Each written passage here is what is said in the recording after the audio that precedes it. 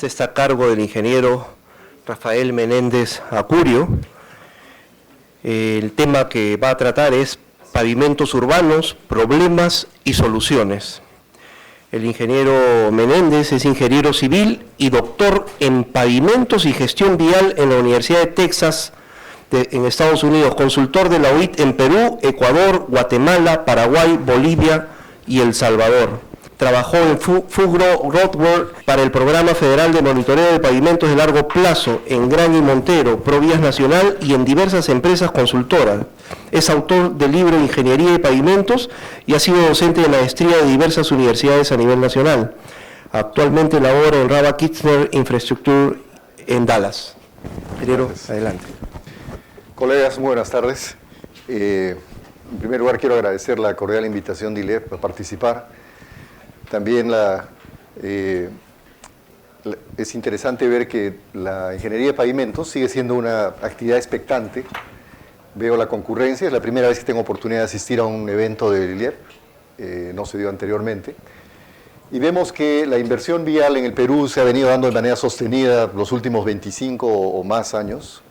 Y eso ha llevado como consecuencia que todas las redes viales hayan mejorado en diferentes niveles. También la ingeniería de pavimentos ha sufrido modificaciones, ha incorporado mejores técnicas, todos han crecido en cierta medida. Pero si ustedes se ponen a ver, nuestra infraestructura de pavimentos urbanos no ha sufrido los mismos cambios. O sea, no se ha beneficiado de estas mismas inversiones en la misma medida que las otras redes. Y esto es debido a que es mucho más complejo el manejo, como todos sabemos, las redes urbanas pueden tener diversidad de responsabilidades. Vamos a analizar ese tema, vamos a conversar sobre eso. Y además porque el tema de pavimentos, a diferencia de las redes viales nacionales o departamentales o rurales, el tema de pavimentos en las zonas urbanas quizás no es tan relevante, es decir, la parte técnica, porque hay otros elementos que concurren y que tienen prioridad sobre la estructura propiamente del pavimento. Pero como ingenieros de pavimentos nos interesa saber qué mejores alternativas o qué alternativas tenemos dentro de este espacio, que es interesante y, como repito, creo que está todavía desatendido en gran medida y hay un potencial muy grande para nosotros incorporar diferentes aspectos y mejoras. Voy a tratar, por el espacio de tiempo que tenemos, son 8 temas, básicamente 7, que es un análisis general de la problemática que se presenta en los pavimentos urbanos, cuáles son las normas que se requieren para el desarrollo de los proyectos en zonas urbanas, qué métodos de diseño existen, una reflexión sobre el tema de tráfico, aunque no es el procedimiento de cálculo, sino para que nosotros pensemos mejor cómo abordamos el tema del tráfico, algo rápido sobre cómo se puede ver el tema de la evaluación de deterioro, los materiales y finalmente lo que es conservación y construcción. Veamos la problemática de los pavimentos urbanos. Como digo, el problema en los pavimentos urbanos es mucho más vasto que la parte de pavimentos. Pavimentos es una pequeña fracción del problema, pero en la medida en que nosotros, al ser responsables de esa área, podemos contribuir, va a ser importante. Lo primero es que hay múltiples competencias de niveles de gobierno. En tu mismo espacio donde viven, puede estar pasando una red nacional, puede estar una red departamental, puede haber estar a cargo del gobierno o del municipio metropolitano, puede estar los municipios distritales, incluso pueden haber duplicidad en algunas zonas. Eso es un problema, porque no se puede compatibilizar la misma solución. En algunos casos las redes se intersectan, se tiene que conversar entre diferentes autoridades e incluso en algunos casos se tiene que forzar redes nacionales que tienen otras especificaciones, forzarlas para que incorporen elementos urbanos, como ha pasado en las vías de evitamiento en algunos lugares. Entonces todos esos elementos hacen que sea un poco más complicada la coordinación. El otro es que hay limitados recursos para conservación. Todos sabemos que conservación cae dentro de lo que son gastos corrientes, no están como inversión, entonces la restricción de uso de recursos para aspectos de conservación a nivel municipal es mucho más restringido, salvo que ellos terminen reenfocando los proyectos como si fueran inversión.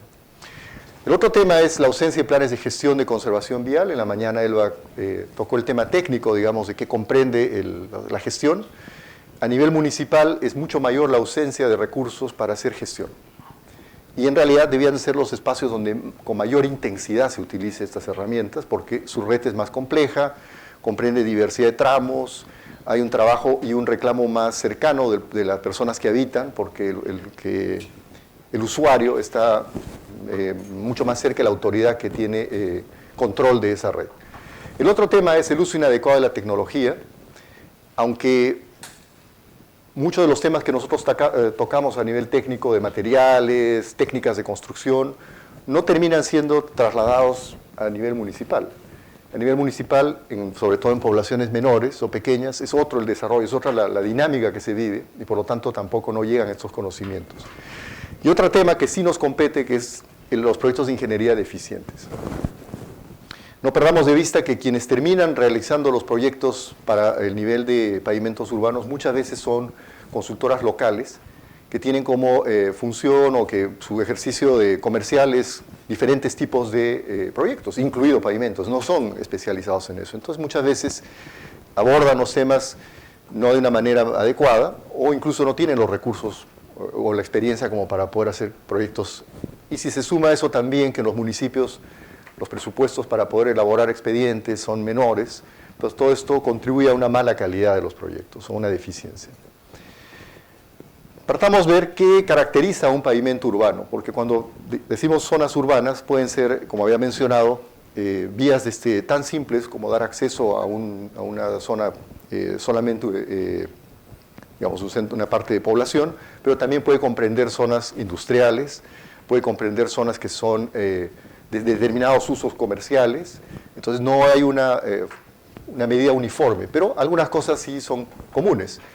Había mencionado como un problema, pero eso se traslada como una característica, que tienen que interactuar diferentes redes viales. Eso es fundamental, no está aislado.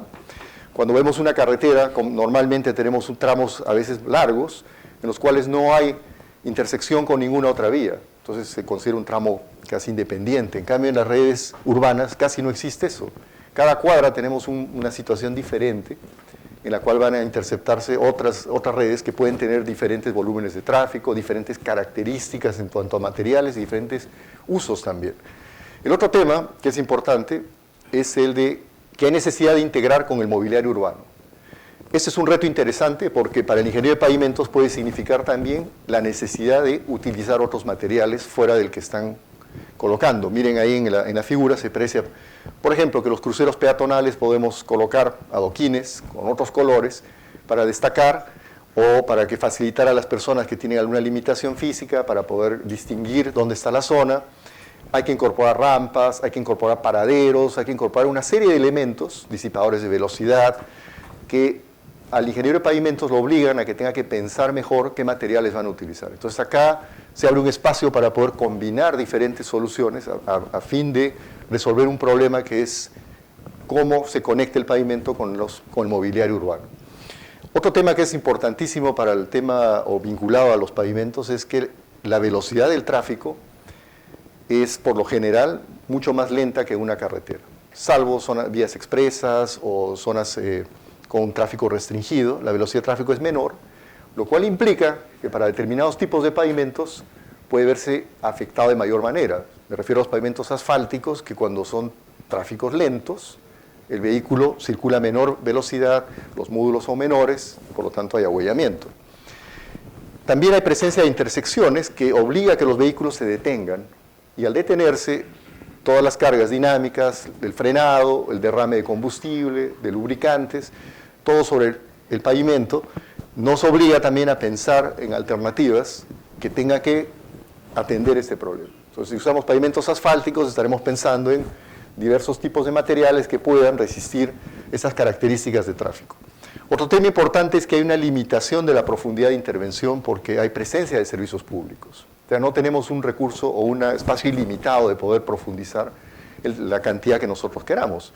Quiere decir que si nosotros planteamos una solución con mucha profundidad, porque son diversas capas, estamos restringidos. No sé si les ha pasado que han trabajado en zonas urbanas, incluso el proceso de compactación es difícil, aún manteniendo la rasante, porque terminan rompiendo de repente alguna red de servicio público o afectando las construcciones vecinas. Puede haber incluso reclamos de la gente porque están compactando. Entonces eso, una vez más, nos va restringiendo en las alternativas que manejamos como pavimentos.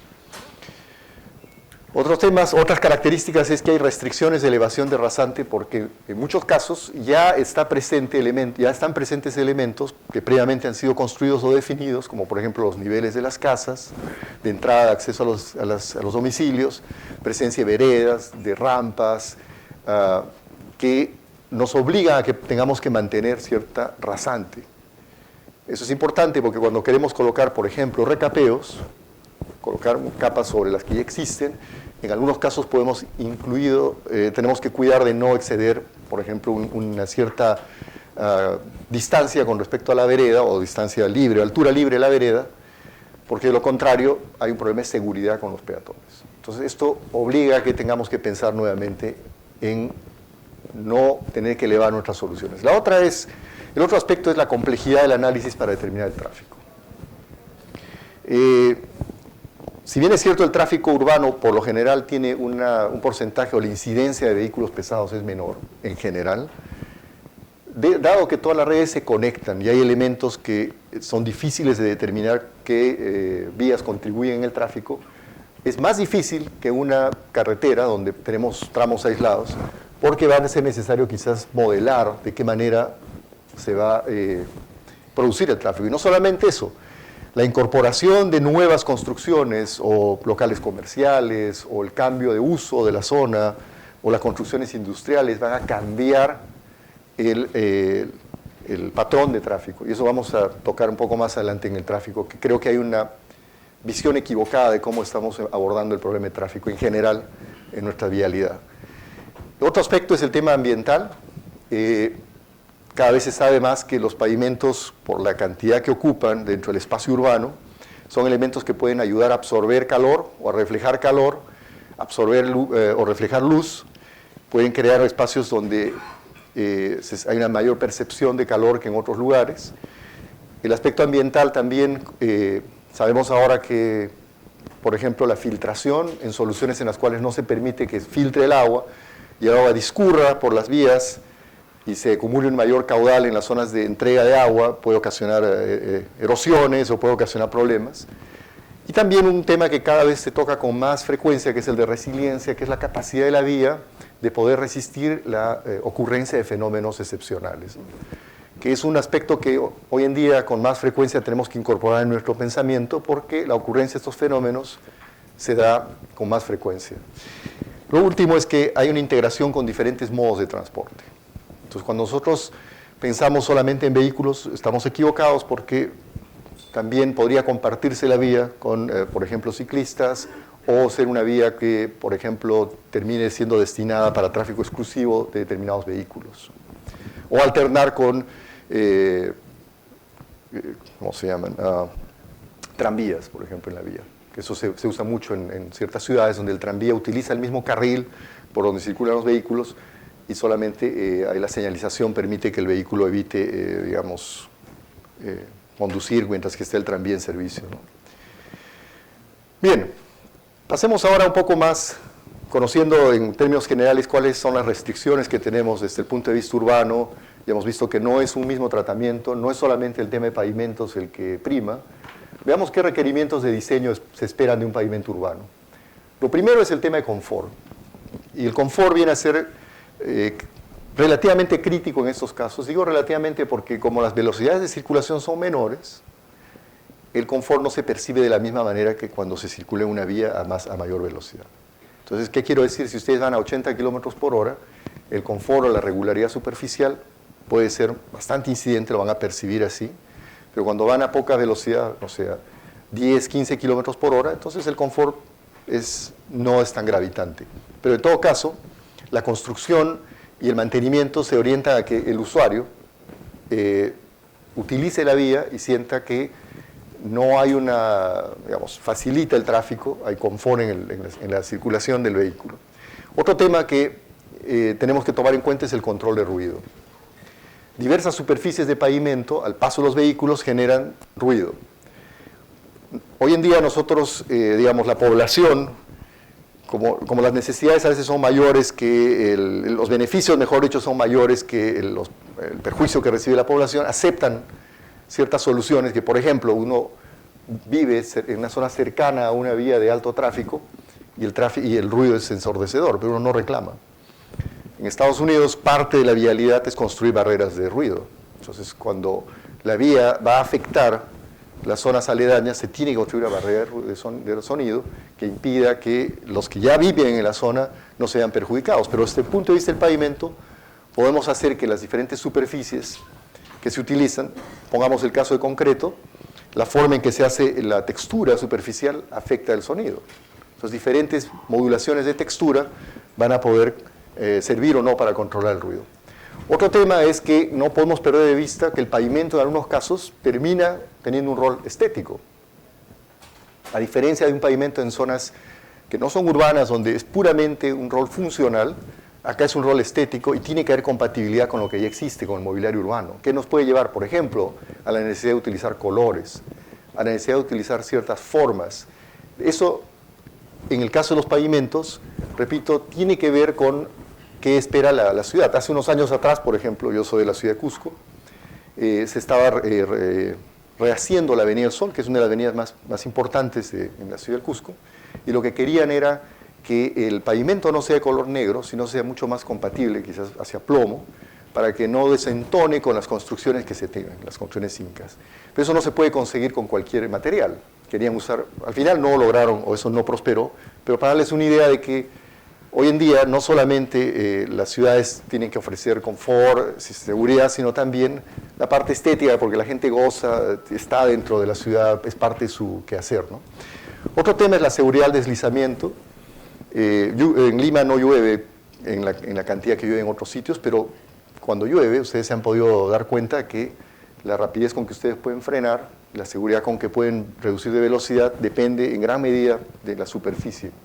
Entonces, cada vez este tema también tiene que ser atendido. Lo otro es que la geometría tiene que ser un requerimiento de diseño, siempre lo es, pero en este caso, como hay elementos existentes, instalaciones, veredas, bermas, lo que exista, nosotros no podemos disponer libremente de qué característica va a tener. E incluso, otro aspecto que restringe en gran medida el pavimento son los drenajes. Repito, Lima, que la mayor parte de ustedes viven en Lima, no lo perciben así, pero cuando van a un lugar donde hay una fuerte precipitación pluvial, el drenaje o la ubicación del drenaje puedes terminar definiendo cuál es la rasante que ustedes necesitan, ¿no? Otros aspectos es que debemos de buscar dentro del diseño la facilidad y bajo requerimiento de mantenimiento. Podemos optar por soluciones, por ejemplo, de alta sofisticación tecnológica, pero cuando ya llega el momento del mantenimiento, el que va a hacer el mantenimiento no tiene cómo volver a colocar materiales equivalentes, ¿no? Porque no hay la planta, porque ya se retiró el contratista, porque ese producto comercialmente no lo venden a la magnitud que él necesita. Entonces, no podemos perder de vista que el mantenimiento va a terminar siendo hecho a nivel municipal o con empresas contratistas pequeñas y que tienen que ser capaces de manejar los productos que se van a colocar. La otra es la facilidad de costo de construcción. Las restricciones en las zonas urbanas son mucho mayores que en una zona abierta, porque al ya existir un tráfico, el derivar el tráfico a un lado o a otro, o el disponer de todo el espacio es difícil. Tenemos la suerte en el Perú que los usuarios no tienen un nivel de organización tan bueno. Si ustedes ven contratos en otros lugares, se penaliza al contratista por la congestión. Entonces el contratista no puede generar un nivel de congestión mayor a, si no empieza a pagar multa. Eso garantiza de que él arma las estrategias, digamos, de construcción de tal forma que si se va a paralizar el tráfico acá, él garantiza que en otras vías pueden recibir el tráfico. Eso todavía acá no hemos avanzado, pero es un tema que se tiene que tomar en cuenta, especialmente en las zonas urbanas. El otro aspecto es la vida útil y vinculado al tema ambiental. La vida útil en los pavimentos de zonas urbanas tiene que ser a una proyección mucho mayor que las vías normales, porque como tenemos todas estas restricciones geométricas, tenemos que ya está ocupada la zona urbana, la vida útil debería ser de 20 años o más, y por lo tanto nuestro periodo de diseño es de mediano a largo plazo. No puede pensarse en periodos de diseño cortos.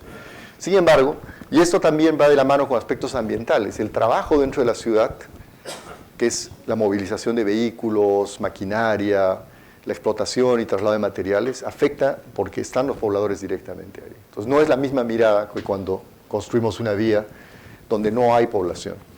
Y lo otro es que la incidencia del tráfico pesado puede variar notablemente entre diferentes tramos. En una zona urbana, donde hay, por ejemplo, restricción de ingreso de vehículos pesados, la incidencia puede ser mínima, estamos hablando de menos del 3%, mientras que en zonas donde es eminentemente industrial, la composición del tráfico, podemos tener tráfico pesado por encima del 40%. Pasemos ahora a ver el tema de aspectos normativos. En el tema normativo, hasta hace unos años atrás, no había una norma de diseño de pavimentos urbanos, que ya existe ahora, que es la norma C010.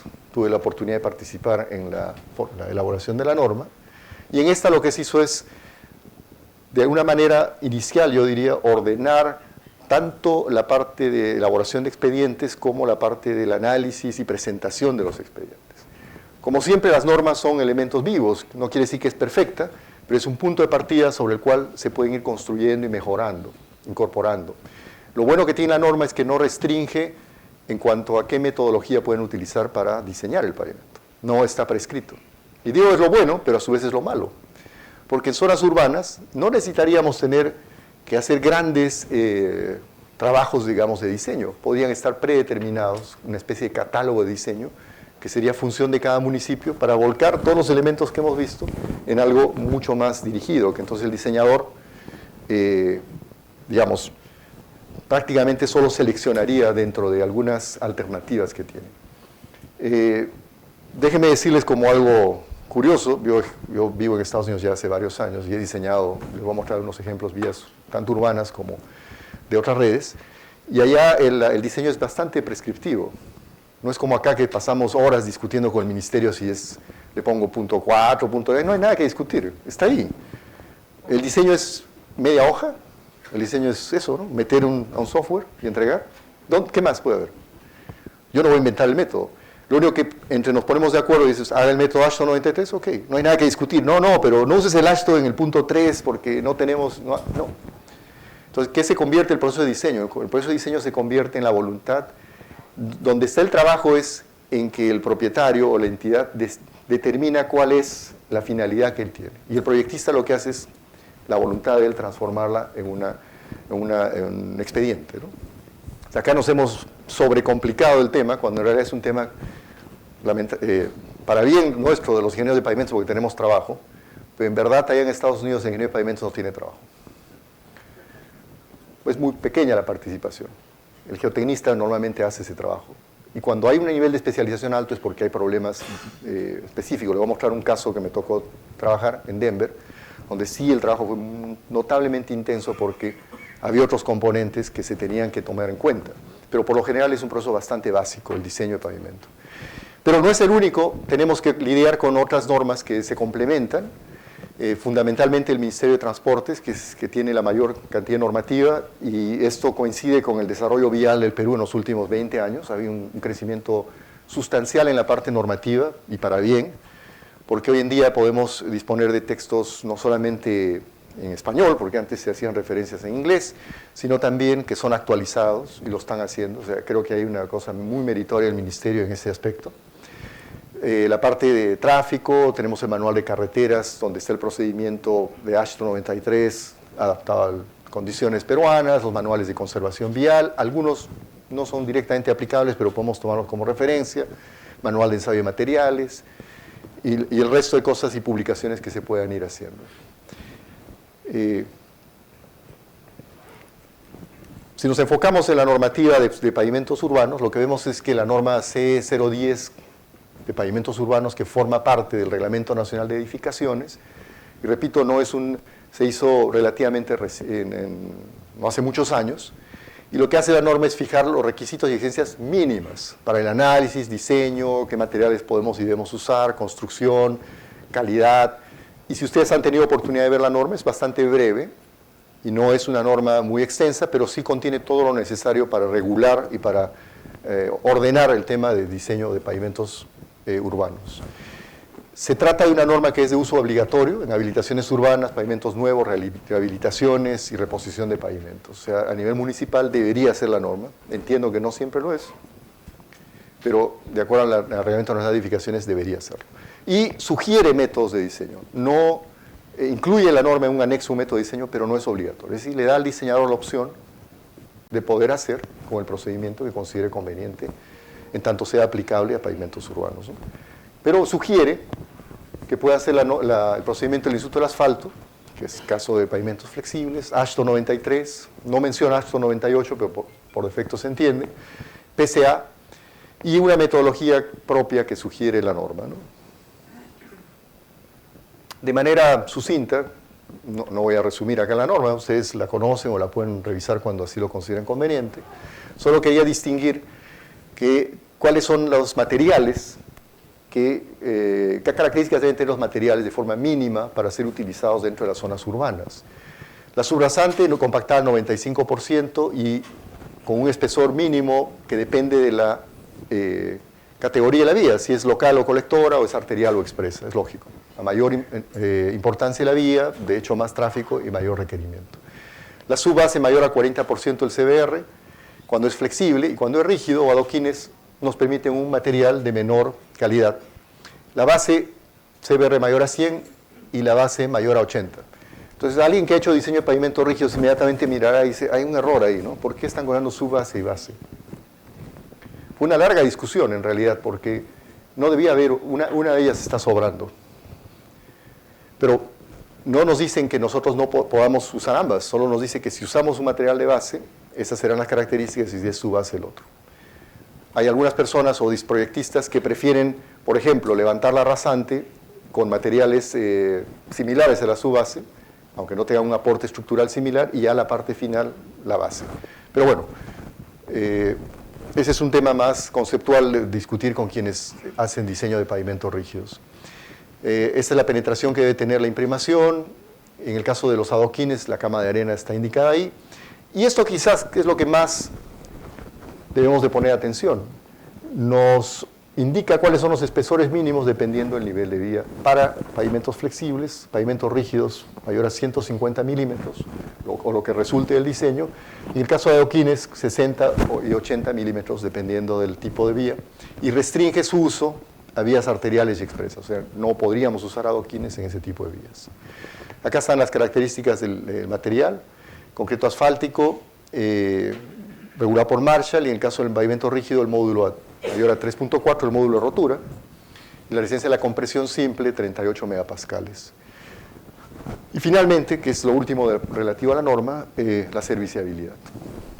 Se mencionó así en la presentación anterior, cuando se tocó el tema, creo, de las geomallas, el tema de serviciabilidad. Cuando vemos esto, inmediatamente está asociado a una metodología de diseño que es AASHTO. En las otras metodologías de diseño no existe el concepto de serviciabilidad. Pero ya nos indica directamente, ahí no hay que adivinar, ni hay que plantear el proyectista. Partimos, si es un pavimento flexible, es 4.2, y si es un pavimento rígido, 4.5. ¿Qué nos está diciendo a todas luces? Que si nosotros vamos por la opción de pavimento rígido, estamos empezando con una mejor calidad. O sea, estamos partiendo de un mejor punto de partida, mientras que en pavimento flexible la serviciabilidad inicial es menor. La final admisible no interesa cuál es el tipo de pavimento. O sea que hemos ganado 0.3 si vamos por el pavimento rígido de inicio y partimos con otro. ¿Y por qué? Esos valores salen de la pista de pruebas de AASHTO, ¿no? Si no usan la metodología AASHTO, lógicamente esta información no les es útil, ¿no? Pero está en la norma. Veamos ahora los métodos de diseño. En los métodos de diseño hay una variedad de métodos de diseño. Hay a gusto del cliente. Y digo lamentablemente a gusto del cliente porque cuando no sale el espesor que queremos, entonces usamos el método y si no sale usamos el otro. Yo sé que no todos los que están acá son proyectistas, pero quienes lo son optan por diferentes metodologías, algunas veces por la familiaridad con el método, otras veces porque así lo prescribe la especificación técnica. Pueden ver acá que el más conocido, lógicamente, es el AASHTO 93, versión 98 también para pavimentos rígidos. De hecho, el que está en el manual de carreteras, que no es sino una adaptación de AASHTO, tenemos el método de PCA, el método del Instituto del Asfalto, hay otros métodos de concreto, de pavimentos de concreto, WinPass, StreetPave, que es uno de los más utilizados en los Estados Unidos, que se basa en el PCA, es una actualización en base a estas ecuaciones, pero una versión actualizada. Hay versiones gratuitas en línea, yo les recomendaría, busquen es gratuito, Pavement Designer. Me imagino que es gratuito por ahora, cuando ya tenga un tráfico mayor va a dejar de serlo, pero les ofrece la opción de que hagan un diseño utilizando las ecuaciones de PSA, basadas en las ecuaciones de PSA, y pueden hacer el diseño. Y cuando se trata de losas que van a servir como pavimentos, pero en zonas de estacionamiento o zonas industriales, es el procedimiento de diseño ACI, ¿no? Y lo he dejado para el final, que es el procedimiento mecanístico empírico del MPDG de Ashton, que aunque se supone el estado del arte, es bastante complejo para ser utilizado en pavimentos urbanos, salvo que sean vías que lo ameriten, porque necesita un gran esfuerzo por juntar la información para poder utilizarlo. ¿Cuáles son las secciones que se suelen tener? Bueno, en pavimentos urbanos hay tantas secciones como la mente humana, porque pueden ser construcciones ya existentes, que sobre las cuales se han hecho trabajos, pueden ser nuevas completamente, en las cuales el proyectista parte de un concepto propio, pero en general podemos agruparlas en aquellas que son de tipo flexible, donde una o varias capas son hechas por mezclas asfálticas, en caliente, tibias o cualquier metodología con modificados, el que quieran. Las que son compuestas, que pueden ser la combinación, es decir, donde ya existe o una capa más rígida que la superior o viceversa. Se ve mucho en zonas urbanas donde, por ejemplo, podría existir una losa y sobre la losa se ha colocado un recapeo o viceversa. Y el pavimento rígido, que es lógicamente una losa, pero con la opción también de poder colocar sobre la losa un pavimento asfáltico para que sea más confortable, para que sea más agradable, para que sea más fácil de mantenerlo, o simplemente la losa. Y hay combinaciones de semiflexibles, donde la estructura superficial o la superficie de rodadura no es estructural. Hay las de pavimentos adoquinados o segmentados, y lógicamente los que son puro pavimento rígido, que no usan ninguna superficie de rodadura adicional, ¿no? Empezamos con algunos ejemplos, para que vean la complejidad que tiene. Empecemos con rutas de Lima. Por favor, no sientan que, si han participado en eso, sientan tocados. Yo estuve a mi cargo la revisión del área de pavimentos por parte de Nippon Koei del proyecto Rutas de Lima. No sé si es bueno o es malo, pero tengo que decirlo. Y solo quería mostrarles esto. Este es el intercambio vial a desnivel del Derby. Fíjese la cantidad de tipos de pavimentos que hay. Cada color es un tipo de pavimento, ¿o no? Entonces acá están, cada color, cuál es la sección que le corresponde. Entonces cada uno que circula por el Derby creerá que es un solo pavimento, pero en realidad hay más de 20 y tantos tipos de pavimentos. Y este es solo el intercambio vial del Derby. Y tenemos, Rutas de Lima cubre una infinidad de intercambios y secciones. ¿Qué quiero decir? Que el hecho de que existían muchas de estas vías y se han tenido que ser adaptadas, el hecho de que son estructuras, como por ejemplo esta, que es una superficie, pero es una estructura con una superficie asfáltica sobre una estructura, pero el asfalto no tiene fin estructural. Estas otras que son conexiones, rampas, que tienen relleno, y por lo tanto la estructura de pavimento era mucho más ligera, porque el relleno actúa como un elemento estructural, hasta otras vías que tienen menor importancia. Entonces, cuando conceptualizamos el diseño urbano, en ciertos sectores puede ser sumamente complejo. Eso me refería con la interferencia o con la necesidad de conectarse con otras vías. Claro, estoy llevando ejemplos que son más complejos. Este es un proyecto que me tocó ver, y ahí digo, donde se puede utilizar las herramientas de análisis mucho más intensas que en otros casos, no es tan prescriptivo. Se trataba de una vía que había que bajar el nivel actual, la rasante actual, para dar paso a la construcción de un conector entre la ciudad, porque las vías, las arterias y las vías expresas separan las ciudades. Se ve mucho que un lado es próspero y el otro es pobre. Vean acá, ¿no? Por la vía expresa, un lado es mejor que el otro, y eso sucede en cualquier sitio. Entonces se plantean la construcción de áreas que faciliten el paso entre las personas. Para eso había que deprimirla y además cambiar las estructuras. Y si ustedes se dan cuenta, acá con georradar lo que se pudo ver es que una parte del tramo era concreto y la otra parte era asfalto. Entonces la solución, y acá está lo del tráfico. El tráfico era completamente distinto porque cada una de estas vías pues alimenta, salen o entran vehículos. Se hizo todo el análisis con método mecanístico empírico. ¿Por qué? Porque el Departamento de Transportes de Colorado es obligatorio el uso del método mecanístico. Pero para poder hacerlo obligatorio ellos han gastado muchísimo dinero en que todos los parámetros que son requeridos están previamente definidos por ellos. Entonces al proyectista no le obligan a que tenga que hacer desde el módulo dinámico, que tenga que hacer esto, no, existe eso. Lo único que tienen que escoger es quién va a ser el proveedor de la mezcla, fulano. ¿Cuáles son las características de esa mezcla? Estas son las que meto. ¿Cuál es la rugosidad que debo obtener? Es esta. Entonces eso hace que uno se aboque solamente al análisis. Entonces acá vemos, en esta parte está la alternativa de pavimentos asfálticos y acá está la alternativa de pavimentos de concreto hidráulico. El objetivo era llegar, como ven acá, a 20 años sin necesidad de tener que intervenir de manera refuerzo. Eso estaba en las bases de la licitación. Esa fue una licitación y esa fue la etapa de concurso. Esta empresa perdió con esta propuesta.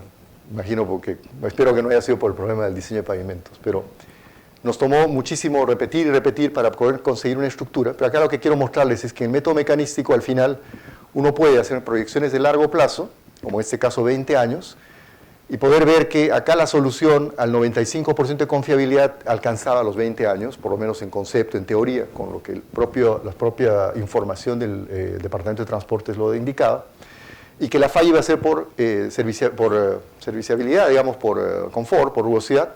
El abollamiento iba a estar controlado porque se usaban mezclas de alto módulo, y después teníamos que las fisuras de origen térmico iban a estar controladas. Y en el caso del pavimento rígido, también la rugosidad se convertía en un problema en el largo plazo, pero los otros parámetros estaban bastante bien. No iba a haber fisuras, no iba a haber descenso de puntos. O sea, la razón por la cual no se usó concreto, a pesar de que era la mejor solución, es porque el contratista no estaba familiarizado con el concreto.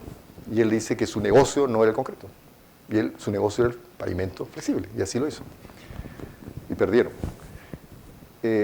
Cuando hacemos análisis de ciclo de vida, si ustedes han intentado hacer el análisis de ciclo de vida en el MPDG, no es posible. Entonces hicimos una especie de uso, hacíamos doble corrida, ¿no? Hacemos la primera corrida con el MPDG y esta información la volvemos a poner en el MPDG, pero como rehabilitación. Entonces nos permite construir toda la curva. ¿Por qué?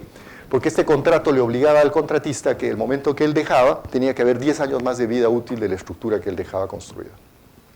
Entonces tenía que estar seguro, no solamente de que esté bien durante el tiempo que iba a explotar la concesión, sino 10 años más. Entonces es una forma de ver cómo se puede construir, es debido a que en el MPG corren una primera corrida y con los datos de salida de la primera corrida introducen y lo convierten en rehabilitación, ya no en pavimento nuevo, y pueden proyectar la segunda parte de la corrida. Y acá está la secuencia que se le planteó a él, ¿no? 2021, la construcción, 2035 era el fresado y una colocación nuevamente de la capa superficial, un SMA, y en 2048 lo mismo. Entonces nunca cambiaba la estructura, todas eran intervenciones funcionales, ninguna estructural. Otro ejemplo es otro proyecto que me tocó ver, que es la entrada sur de la ciudad de Los Ángeles. Acá lo interesante fue que son ampliaciones de carriles. Son zonas que no han sido utilizadas, que eran bermas o que eran ensanches. Y el gran problema acá fue la continuidad de los sistemas de drenaje. Porque había variedad de alternativas, pero cuando ustedes construyen algo a continuación, la solución va a estar restringida no por la solución que ustedes quieran poner, sino porque hay elementos que tienen que tener continuidad, sobre todo drenaje. Entonces fue un reto porque había que relevar completamente. Había sectores que tenían bases drenantes, había sectores que tenían bases estabilizadas con asfalto. Pero también quería mostrarles acá no solo lo técnico, sino lo interesante que es esto, que dependiendo de la cantidad de gente que utiliza, que está manejando el vehículo, ustedes pagan o no pagan el uso de la vía.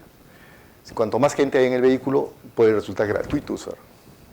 3 o más personas es gratuito, aún en horas pico, ¿no? O sea, en los primeros años hay un esquema de pago y en los siguientes años hay un esquema de pago diferente para promover de que la gente use esta vía. Si ustedes se dan cuenta, hay 10 carriles en cada sentido y está saturada la vía. Entonces esto va de la mano, no solamente es la solución técnica, sino también va acompañada de una solución compatible con lo que ya existe. Es mucho más complejo de formular. Y un último ejemplo, que es la vía donde actualmente trabajo, el proyecto en el cual actualmente trabajo, que es el de la salida sur de la ciudad de Dallas. En ese caso no participé en el diseño, yo estoy en la parte de construcción. Lo interesante es que la vialidad en la zona, digamos, atraviesa suelos que son expansivos. Alguien mencionó justo en Barça que hay suelos expansivos. Y en el caso de Texas, la forma de combatir la parte de suelos expansivos es retirando el material, reemplazándolo. Pero la profundidad de reemplazo es a través de un proceso de cálculo que garantice que no va a haber expansión. Y puse el ejemplo porque acá han ido a lo extremo. La solución de pavimento es, para que tengan una idea, son 12 o 13 pulgadas de pavimento rígido con refuerzo continuo, 2 pulgadas de carpeta asfáltica, 6 pulgadas de base tratada con cemento y 6 pulgadas de material natural tratado con cal. Entonces, si alguien mira y dice, ¿fallará eso? Yo no creo. Si falla eso, estamos perdidos. Esa es una cosa hecha para no fallar nunca. Eso es para hacerlo una vez y no volverlo a hacer. Entonces, una estrategia diferente, donde los pavimentos urbanos, por el hecho del impacto que tienen en la población, parar, todos los días hay accidentes acá, 2, 3 accidentes, porque el cambio de la geometría de la vía es como la vía de Javier Prado cuando recién se hizo, ¿no? La curva, igual allá el contratista está trabajando de un lado, la curva lleva a otro lado, y entonces eso hace que tengan problemas todo el tiempo. Quería entrar al tema de tráfico, porque es importante en el caso de los pavimentos urbanos. Es difícil contar con una información de tráfico adecuada. Entonces, por eso podemos echar mano a tablas como esta, que están en la metodología de PSA, y la parte que más nos interesa es estimar cuáles, del total de vehículos, cuáles van a probablemente ser vehículos pesados, porque esos son los que sí tienen incidencia en el diseño. Y cuando yo quería reflexionar con ustedes sobre el tráfico, es que hay un error, creo que estamos conceptuando mal en general los ingenieros y el ministerio el tema de tráfico en el Perú. El tema de tráfico lo tiene que establecer, el tráfico lo tiene que establecer el ministerio, lo tiene que establecer el municipio, porque el tráfico no es un tema actual, no es que yo mida ahora, es la proyección futura, porque solo el municipio puede saber, por ejemplo, que este sector va a tener una nueva habilitación urbana que va a atraer más gente. Solo el ministerio puede saber que, por ejemplo, van a haber un nuevo corredor vial, se va a completar en su plan de los próximos 10 años una carretera longitudinal que va a generar un tráfico diferente. En Estados Unidos tú entras a internet y cada departamento de transporte te da el tráfico en cada una de las vías. El proyectista no hace el tráfico, porque el tráfico es la expresión de lo que la entidad considera que va a ser el desarrollo de la zona. Es un tema estratégico, no es un tema local. Igual el municipio, solo el municipio puede saber eso. Entonces el consultor participa con el municipio, ayuda, puede hacer las mediciones, pero la forma de integrar al momento que el proyectista hace, no deberíamos hacer el diseño, o mejor dicho, no deberíamos hacer el tráfico. Pero hasta que eso no suceda, como proyectista lo que podemos hacer es tener cuidado de que las cantidades de vehículos pesados que se van a utilizar en el diseño sean adecuadas. No tienen que ser muchas, porque de lo contrario vamos a elevar el costo sin necesidad. Para aquellos que quieren hacer uso del BMPEG, tendrían que primero traducir el lenguaje que usamos en el Perú, traducirlo al lenguaje americano. Si ustedes ven, nosotros tenemos cantidad de vehículos, y esos no son oficiales. Consideren que por lo menos el doble de tipos de vehículos tenemos en nuestras redes viales, sino el triple. ¿Alguien de ustedes ha hecho un análisis de peajes? Tienen más del doble de vehículos que hay, porque le pusieron un eje, porque le quitaron otro eje, porque le aumentaron 2 ejes, y cada uno tiene un diferente nombre. Es más complicado. Otro aspecto es los aspectos de carga. En el Perú ya hay información de calidad como para poder empezar a construir mejores espectros de carga de nuestras redes. Y eso impacta también en las redes urbanas. Y digo cuando hay de calidad porque ahora sí hay mejor exigencia, que los vehículos pasen por las estaciones de pesado, entonces podemos empezar. Esto es real, esto es una carretera, esto es una concesión vial que expresa 10 años de mediciones de espectros de carga. Entonces hay cosas que nos sorprenden y hay cosas que son como esperábamos. Un T3 S3, cada eje claramente marcado, van siempre cargados, pero hay vehículos como este que tienen picos, quiere decir que hay vehículos que van cargados, otros que van descargados, y bueno, eso es una cosa que está pendiente y que podamos construir. El tema de evaluación del deterioro, quería llamar la atención de que, lógicamente, de forma manual en las zonas urbanas es quizás lo más lógico, porque el tráfico no es tan intenso, porque el ancho de las vías no es tanto, no hay tantos carriles. Sin embargo, como ya lo mostraron en Elba, hay métodos mucho más rápidos de levantar, y eso implica, me ha tocado ver en el trabajo ahí en Estados Unidos, hacíamos muchos planes de gestión para municipios de ciudades. Como es alto el costo, no lo hacen todos los años, alternan. Un año hacen 25% de la red, el siguiente año el otro 25% y así. Entonces, entre mediciones proyectan. Entonces no tienen que gastar todo en un solo momento. No hay necesidad. Pero lo que hacen es, ahora están yendo hacia la zona, se están moviendo hacia la parte que sea automatizado. ¿Por qué? para quitar de por medio ese tema que hay una incidencia del técnico en la calificación. Entonces tienes una cosa uniforme. Pero, a pesar de que son semiautomatizados los vehículos, como participa una persona en la calificación final, siempre hay una cierta desviación, pero es otro tema. Hay otras herramientas en zonas urbanas que, por ejemplo, para inventario de señalización. Se puede hacer junto con el relevamiento inventarios. Como también se puede usar LIDAR o LiDAR para poder levantar zonas, para poder saber la geometría, sin necesidad de tener que intervenir vehículo, y podemos ver en ciertos sectores pendientes, gálibo, elementos que están interceptando. Esa es una técnica que se puede utilizar, bueno, no es novedosa, simplemente que en la zona urbana tiene también un gran beneficio porque pasamos y podemos distinguir todos los elementos sin tener que hacer múltiples mediciones. Control y medición del ruido es una técnica que ya está implementada. No la usamos todavía, y repito, porque en el Perú todavía hay una acción pasiva de los usuarios, pero cuando se empiecen a organizar deberían reclamar. Si tú vives en una zona tranquila y un día el municipio decide un cambio de uso y empiezan a circular vehículos pesados por ahí, entonces pierde valor, tú tienes un cambio, alguien tiene que hacerse responsable de eso, ¿no? Materiales. Quería destacar que en el caso de los materiales, la tendencia es a empezar a utilizar cada vez más el reciclado de materiales, ¿no?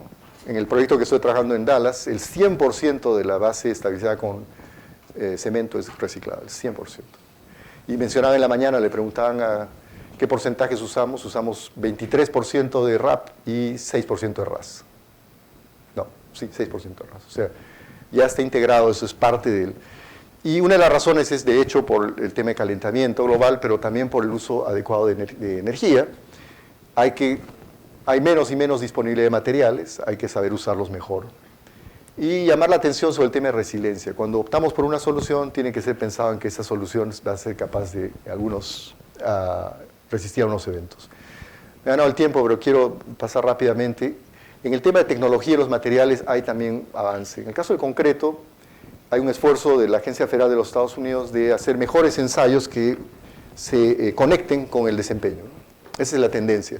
Porque cuando yo mido una cosa, quiero ver en qué medida eso va a afectar el desempeño futuro. Si yo mido, golpeo con un combo o algo, de repente no tiene nada que ver, porque el tráfico no genera eso. Entonces han aparecido, ya se han desarrollado mejores, como por ejemplo un medidor de presión, para no solamente calcular la cantidad total de aire, sino también la cantidad el tamaño de las burbujas de aire. Hay mezclas, este es real, este es lo que estamos usando allá. Si ustedes ven, cuando tienen que liberar al tráfico en pocas horas, pueden utilizar mezclas o cementos con alto contenido de aluminatos, entonces pueden soltar al tráfico en una hora. En sitios donde sea estratégico, donde hay una grave situación donde no pueden tener el tráfico. Esos son los resultados, como repito, reales que se han obtenido allá. Se está utilizando este tipo de mezclas en ciertos lugares. En el caso de las mezclas asfálticas, de igual manera, hay un mayor desarrollo, hay mayor uso de materiales, y eso lo hablábamos en el almuerzo, Carlos. De aquí a unos años, la mayor, si no la totalidad de los materiales que utilicemos van a ser patentados. O sea que no vamos a usar ya algo que no esté bajo la patente de alguien. Entonces nos va a llevar a usar materiales que están prehechos, incluso diseñados por ingeniería para que cumplan un determinado rol. Cuando necesitan datos de clima, aunque ya lo mencioné alguna vez esto, vayan a InfoPave de la Agencia Federal. Hay datos de clima de los últimos 25 años de todas las ubicaciones de la Tierra, datos satelitales convertidos a datos de tierra. Nos ha servido muchísimo en lugares donde no hay estaciones meteorológicas, y en el caso de zonas urbanas es así. Las estaciones meteorológicas son normalmente rurales. Cuando necesitan algo urbano, está en InfoPave. No es exacta, no es precisa, pero sí les da un histórico de los últimos 25 años, sobre todo cuando necesitan definir el tipo de cemento asfáltico. La textura es otro aspecto que hay que cuidar, está relacionado con digamos, la calidad o el ruido, pero también la calidad de la superficie de rodadura. Y en construcción y conservación es rápido, es breve. Quiero solo destacar que hay tecnologías como la compactación inteligente, que ya se usa de manera masiva, para que en forma casi simultánea ustedes están recibiendo información de cómo está el nivel de compactación. Las unidades de compactación van con sistemas GPS, entonces saben exactamente que están alcanzando el nivel. Cada vez hay más datos sobre esta metodología, y hay variedad de fabricantes que utilizan. Lo otro es el rellenos fluidos en zonas urbanas, donde no podemos darnos el lujo de esperar por tener una capacidad, alcanzar una cierta compactación o no de materiales. Los rellenos fluidos son una buena alternativa. Subbases drenantes, donde sea necesario un control del agua.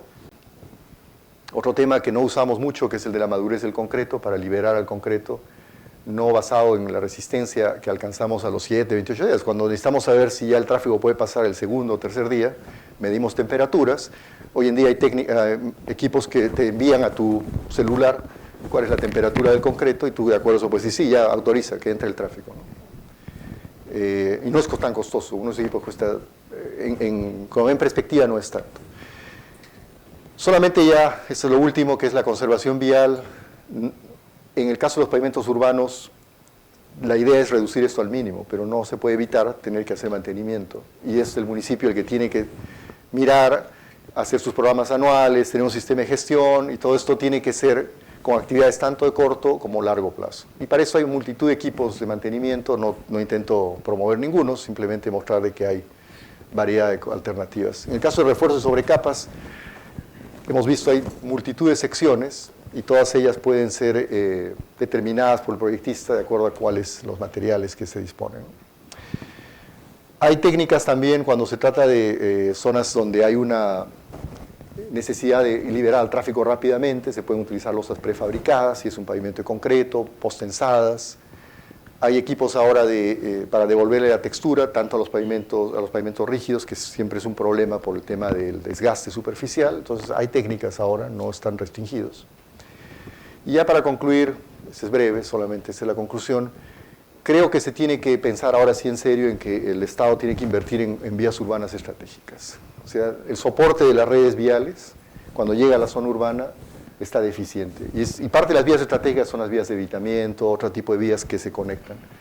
Lo otro es que debería haber una acción de promover en los municipios la generación de sus propios planes viales, de tal manera que sea parte de la obligación municipal de entrega de planes viales para poder recibir recursos.